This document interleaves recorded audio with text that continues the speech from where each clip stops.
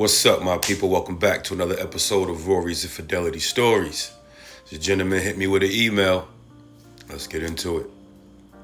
I, 33-year-old male, my wife, 36-year-old female, I'm going to try to condense this as much as possible. I've noticed over the summer my wife was extremely stressed from her job. She recently was promoted and had taken on way more responsibilities at work. Understandably, I didn't take things too personally when she would come home stressed or wake up in a grumpy mood. I didn't mind her venting to me and hearing her out and trying to be as supporting as I could. Additionally, she worked the graveyard shift, so her sleep was always never enough, plus picking up hours to help her boss out. We got into some pretty harsh fights at a few points during that time span in which she was the instigator. I honestly couldn't understand why she was blowing up on me and just chalked it up to stress and just some estrogen. This is when I suspected she had started to become acquainted with a coworker of hers. You know, when people start blowing up and having arguments out of nowhere and that's not their character, trust me, that could be one reason, because they start detaching from you and start attaching to somebody else. You know what I'm saying? Come October, my wife is now working nonstop, and I notice she's putting way more effort into her appearance before going into work. Another red flag. I took note, but just figured she was changing her style to better suit her position.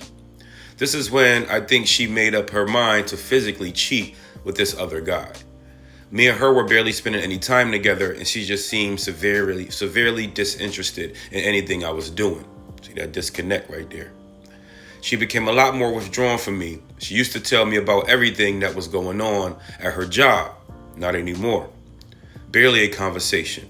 She would literally just go to work, come home, sleep, and repeat. One night after we came home from touring a potential school for her daughter, we got into another argument.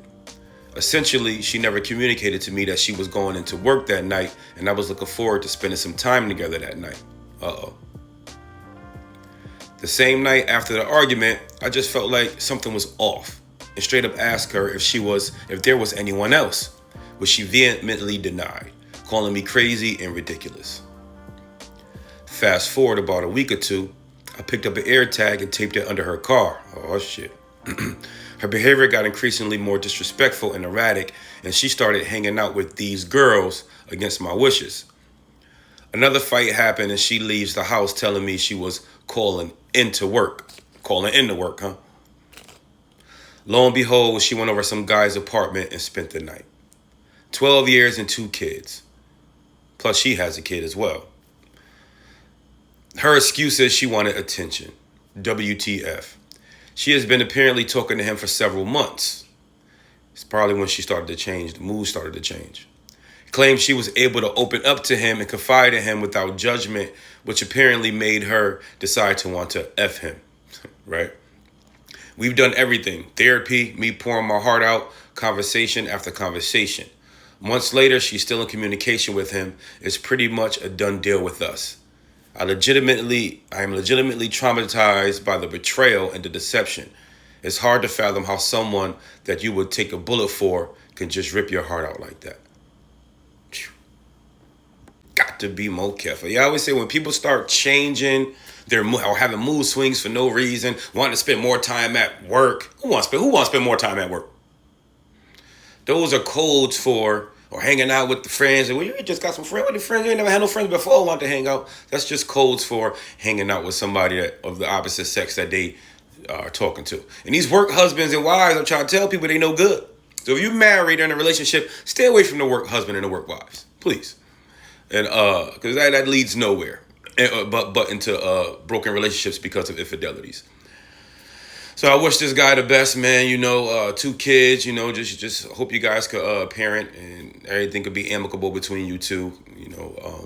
Moving forward. But that's that. Move on, bro. Find somebody better.